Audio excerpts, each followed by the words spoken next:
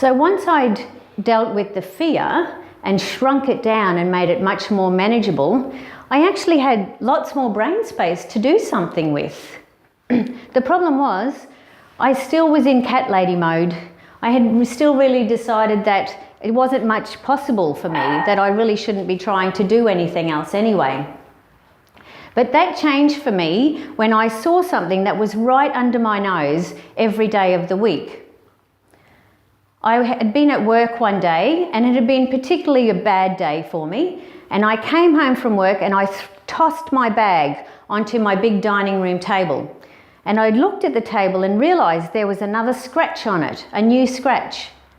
And as I noticed that, I really looked at this table for the first time in a long time.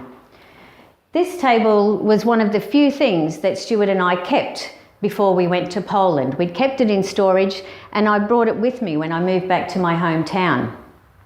And we really loved this table because it was made out of recycled timber that had come from a wool shed that was in the suburb that we lived in and across the road from where Stuart worked as well.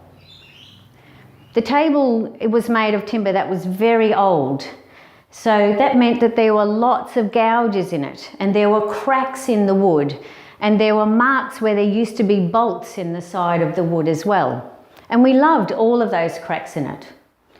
It had lots of new scratches in it too that had been made while Stuart and I sat there planning our trip to Poland and while our friends had sat around that table eating dinner with us. And we loved every one of them. And I looked at that table that day and I thought, this is me. This table is me. I love this table because of all of the scratches, because of the gouges, because of how damaged it is.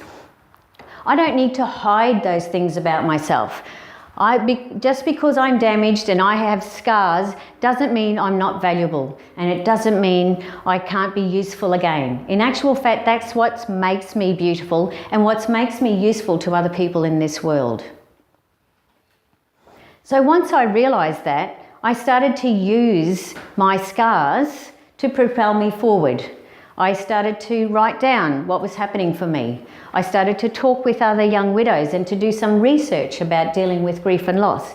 And I started a support group for other young widows so that we could work together and support each other. And history is full of people who have used their setbacks to propel them in their future.